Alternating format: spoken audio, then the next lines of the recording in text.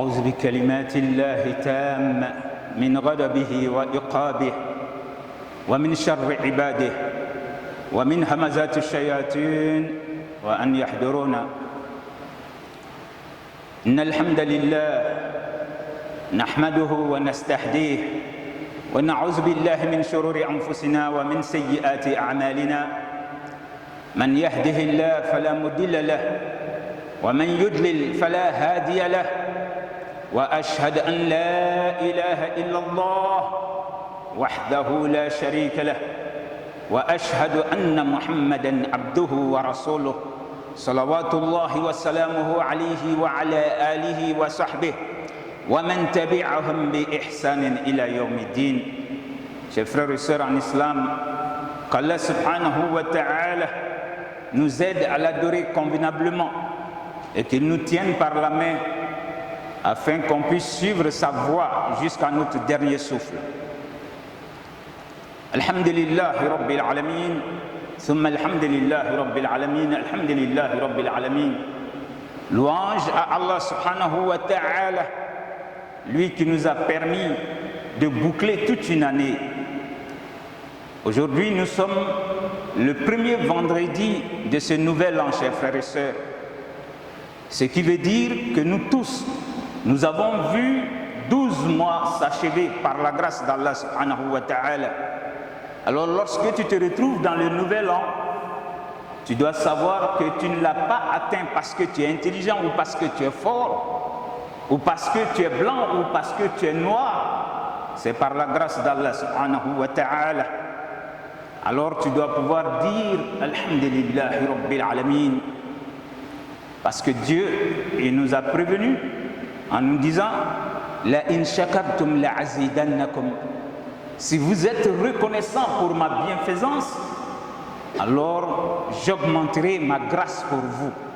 Donc le fait d'atteindre l'année 1443, Wallahi, c'est une grâce de Dieu. Combien de gens qui étaient au premier vendredi de 1442 avec nous qui se retrouvent dans leur tombe actuellement?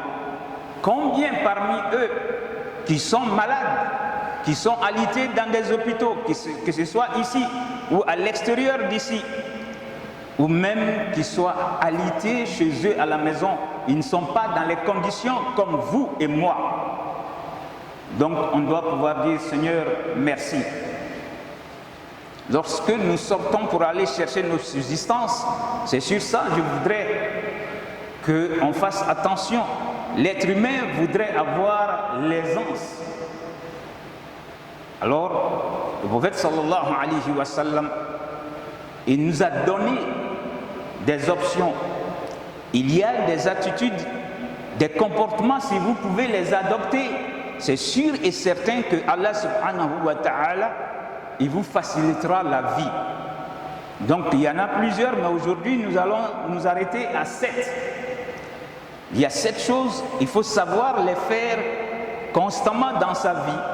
Ainsi Allah subhanahu wa ta'ala aura pitié de toi. Il va t'accorder le minimum. Tu vas vivre décemment avant de quitter cette vie de dunya, chers frères et sœurs. La première de ces choses, qira'atul Qur'an. Celui qui a l'habitude de lire le Coran, Wallahi, Allah lui rend la vie facile, chers frères et sœurs. D'autres peuvent s'étonner pour cela. Oui, c'est le prophète sallallahu alayhi wa sallam qui va nous dire dans un hadith البيت الذي يقرأ فيه القرآن يكسر خيره ويوسع على أهله وتحضره الملائكة ويحضره الشياطين وإن البيت الذي لا يقرأ فيه يضيق على أهله ويقل خيره ويحضره الملائكة ويحضره الشياطين. Le prophète sallallahu alayhi wa sallam ici, il va nous dire la maison dans laquelle on lit le Coran. Alors Allah subhanahu wa ta'ala yukthiru khayruhu. Allah multiplie la subsistance de cette maison. Et wa yuwassi' ala ahli. Dieu il va fructifier la subsistance des habitants de cette maison. Les anges sont toujours présents dans cette maison parce qu'on lit le livre d'Allah subhanahu wa ta'ala. Les satans, ils s'enfuient de cette maison-là. Subhanallah. Donc, voilà le prophète qui nous donne une information que nous, on ne savait pas. Dans toute maison, que ce soit le propriétaire, que ce soit le fils, que ce soit la mère ou un autre habitant, alors quand il est en train de lire dans une maison, ça veut dire que le prophète sallallahu alayhi wa sallam, il a recommandé cela à sa communauté. Le Coran, il est réparti en 30 parties. Il est composé de 114 sourates. Et il est composé de 6366 versets. Alors si vous pouvez diviser ces 30 parties en 30 jours, c'est ce qui est demandé. Alors le prophète, il nous dit ici, dans toute maison où on va lire le Coran, Allah subhanahu wa ta'ala, il fructifie la chance de cette maison, la subsistance de cette maison. Et il met la baraka dans ce qu'il va accorder aux habitants de cette maison.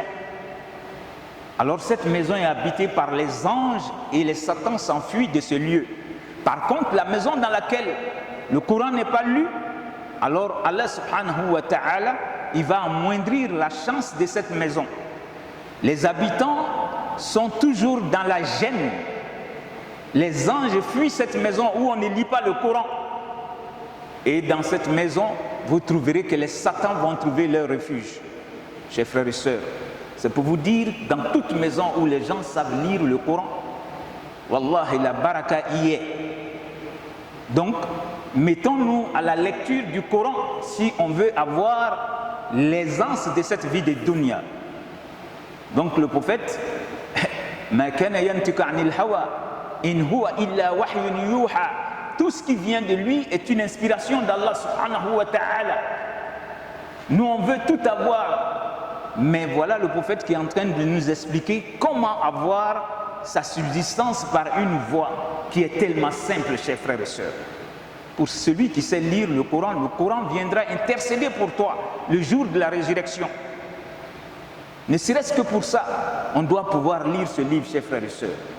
Parce que le jour de la résurrection, wallahi, ton père ne peut pas, ta mère ne peut pas, ton ami ne peut pas intercéder sans la permission de Dieu. Chacun sera en train de se soucier de sa propre personne. Mais si la parole de Dieu peut venir intercéder pour toi, wallahi, c'est le meilleur intercesseur le jour de la résurrection. C'est pourquoi, dans cette vie de dunya, celui qui sait lire le Coran avec l'intention que Allah subhanahu wa ta'ala le guide, Allah va lui faciliter aussi la subsistance.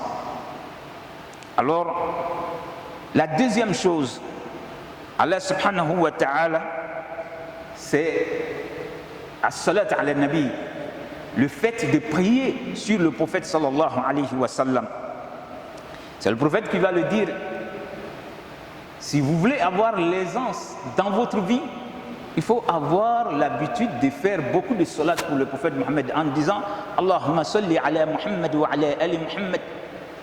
Ça c'est la formule la plus courte. Et la meilleure des formules, Allahumma salli ala Muhammad wa ala ali Muhammad. كما صليت على إبراهيم وعلى آل إبراهيم إنك حميد مجيد اللهم بارك على محمد وعلى آل محمد كما باركت على إبراهيم وعلى إبراهيم إنك حميد مجيد. Subhanallah. Le prophète va nous dire كثرة الذكر والصلاة علي تنفي الفقر. Il dit le fait de multiplier l'invocation de Dieu et faire la salat sur moi, ce sont des choses qui protègent contre la pauvreté. Subhanallah. Donc pour être protégé contre la pauvreté, chers frères et sœurs, il faut invoquer Dieu. Il faut avoir un temps où vous allez prendre un moment pour invoquer Allah subhanahu wa ta'ala. C'est le fait de faire beaucoup de zikr. Et le meilleur des zikr, c'est le Coran, chers frères et sœurs. Le meilleur des zikr, c'est le Coran. Si tu sais lire le Coran, c'est le meilleur des invocations des zikr. Alors, le prophète dit de multiplier les invocations. Astaghfirullah, wa subhanallah, wa alhamdulillah, wa la ilaha illallah, Allahu akbar. wa la hawla wa la quwwata illa billah al-ali al-azim. Voilà le meilleur aussi des zikrs après le Coran. Quand vous dites cela une seule fois, avec foi, Allah expie tous vos péchés précédents. Subhanallah. Tous vos péchés précédents pour avoir dit ce que je viens de répéter.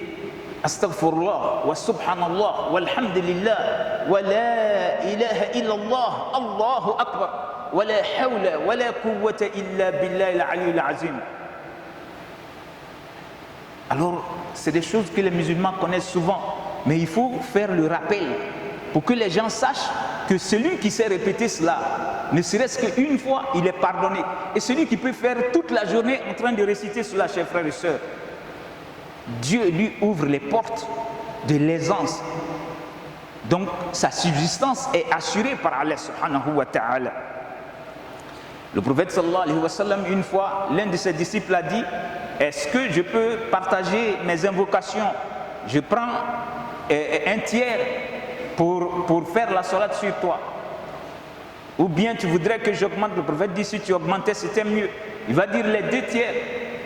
Il va demander encore, le prophète dit: si tu peux augmenter. Il va dire: bon, je vais prendre uniquement le temps de faire la salade sur toi. Et vous savez ce que le prophète va répondre? Il va lui dire: yukfa hammuk wa yukfar zanbuk. Le fait que tu dis que tu vas prendre tous tes zikrs, c'est-à-dire tous tes moments en train de faire la salade sur moi, yukfa hammuk, Dieu fera que tous tes soucis seront dissipés. Wa yukfar zanbuk, et ça expie tous tes péchés. Le fait que tu peux prendre le temps, alors tu vas faire la salade sur le prophète Mohammed sallallahu alayhi wa sallam. Dieu te connaît mieux que toi, il connaît tes soucis mieux que toi. C'est lui qui te fait entourer et il te met dans certaines circonstances. C'est ce que toi tu appelles des problèmes. Il n'y a pas de problème chez Dieu. Alors pour qu'il te donne la solution à tes problèmes, alors retourne vers ce que ce messager te dit. C'est-à-dire tu prends tout ton temps et tu fais la salade pour le prophète Mohammed sallallahu alayhi wa sallam.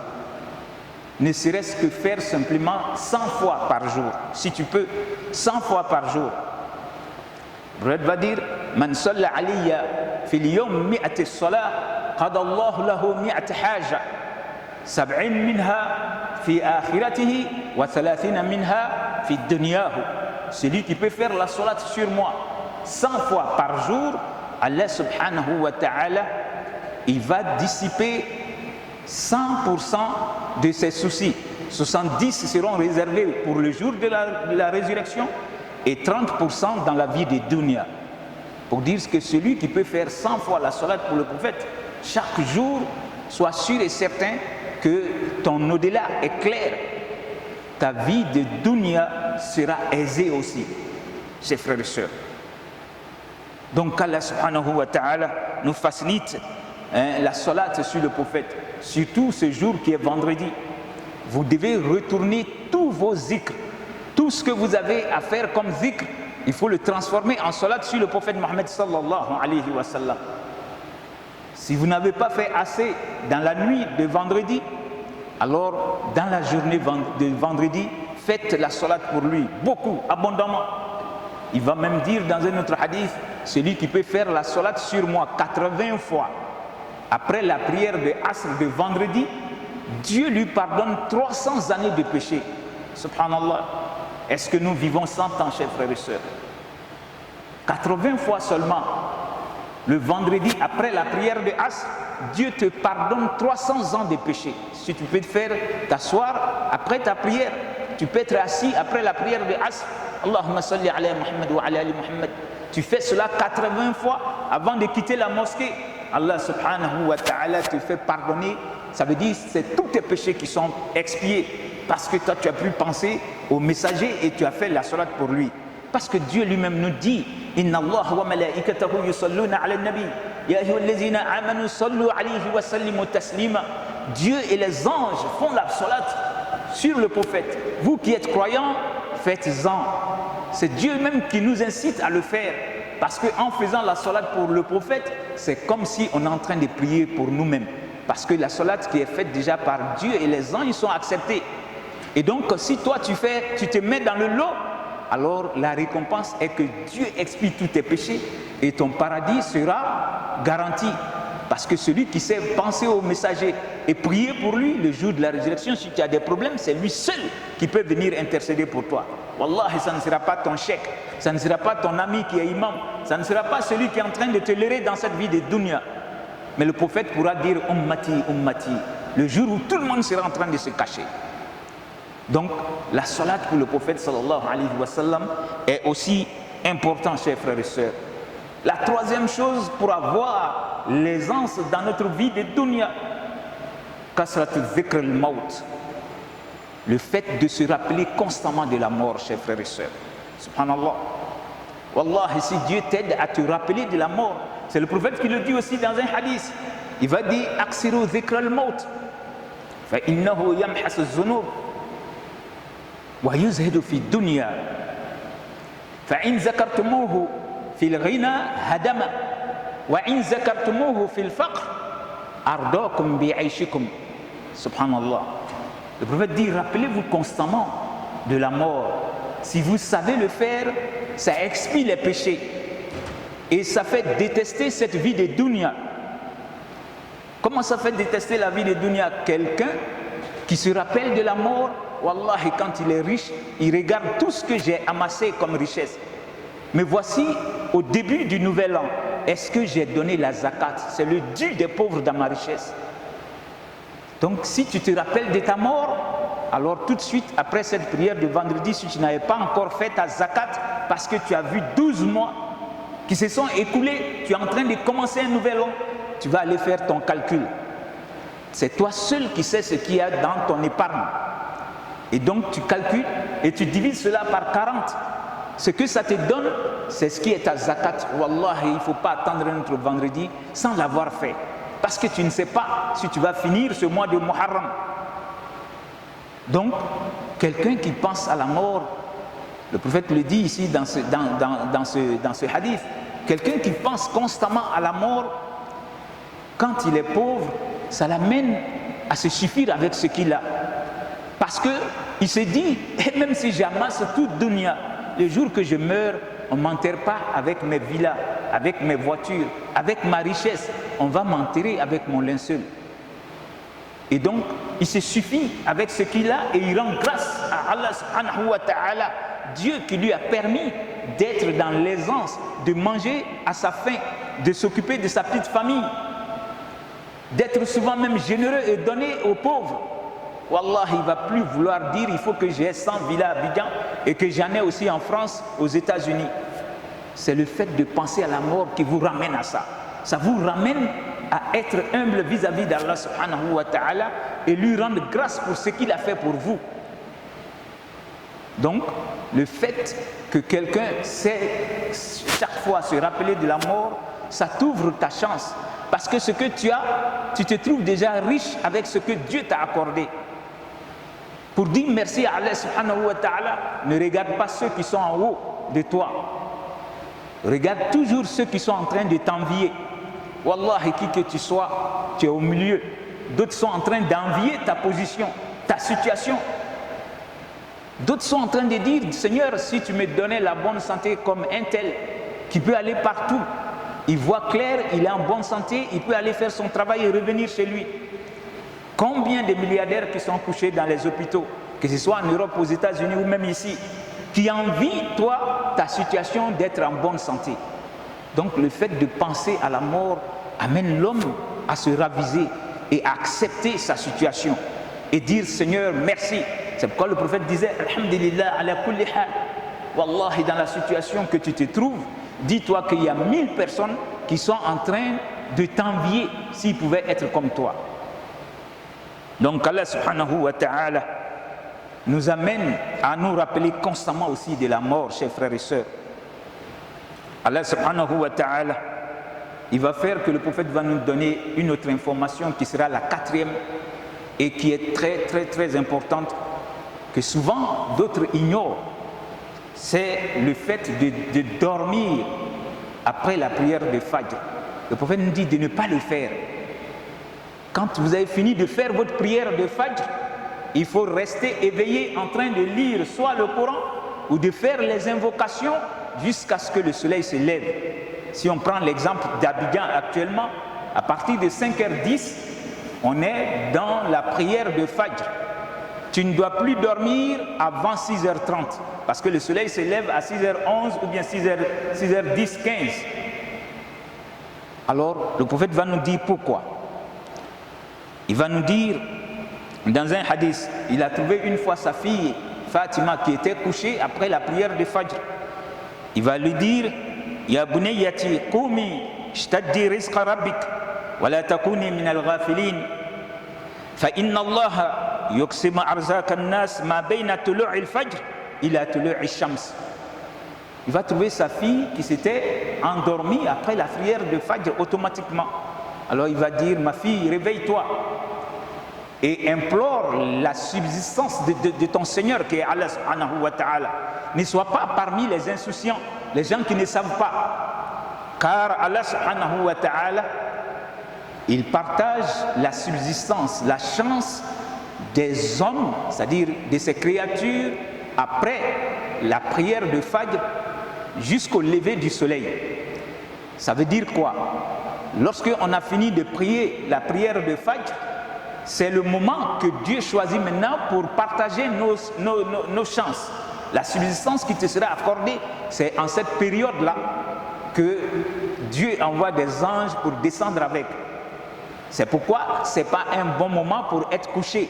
Si tu dors, alors le prophète dit, ça va amoindrir tes chances. C'est pourquoi il va dire aussi, Burika ummati fi bukurihim. Allah subhanahu wa ta'ala a béni ma communauté dans le fait qu'elle peut vite sortir pour aller chercher sa subsistance. Donc, être matinal est une chose que Dieu laisse le prophète nous donner l'information, c'est béni. Et le prophète va prier même pour ça. Allahumma barik li ummati fi bukurihim. Seigneur, bénis la matinale de ma communauté.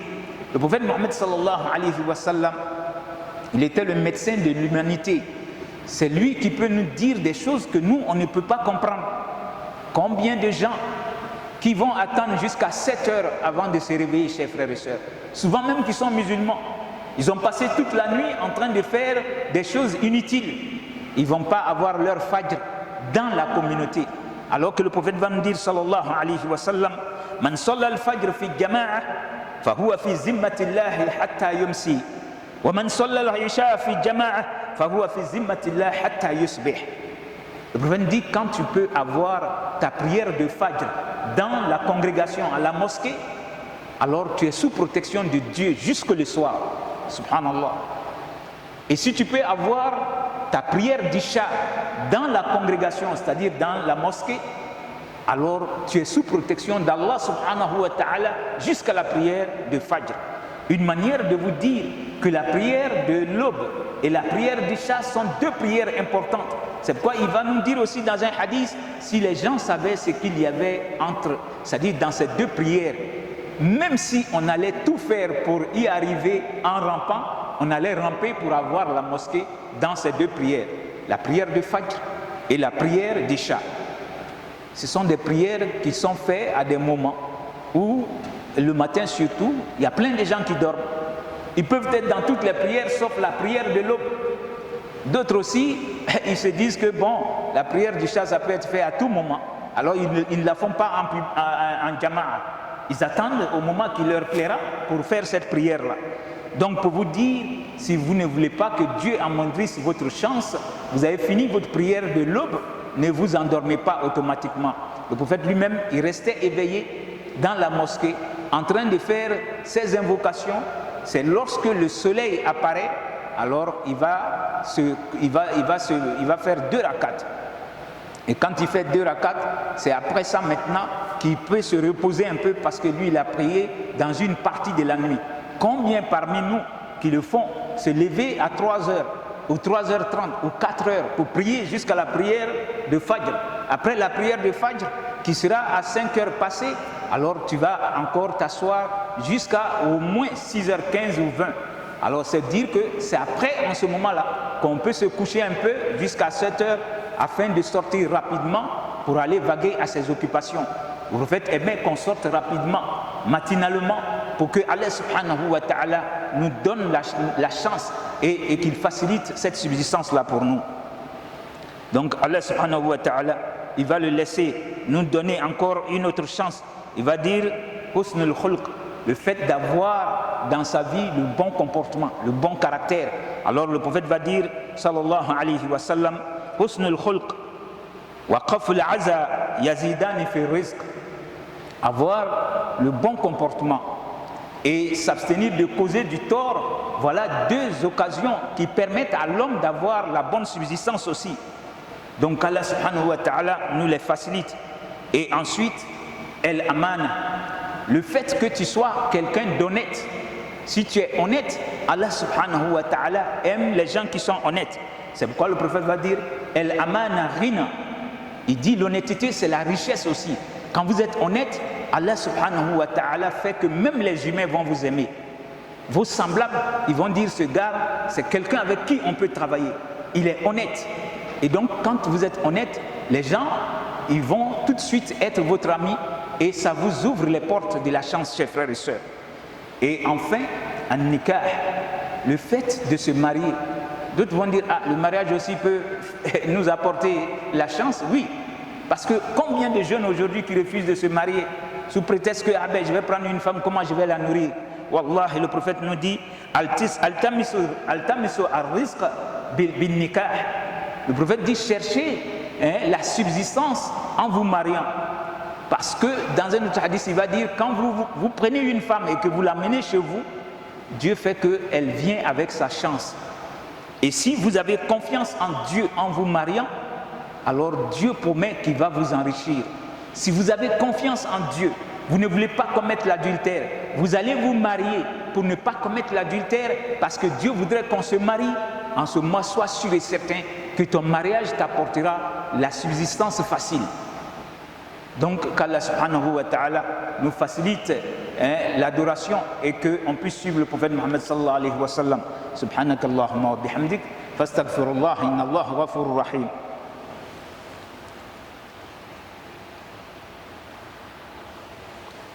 Allahumma salli ala Muhammad.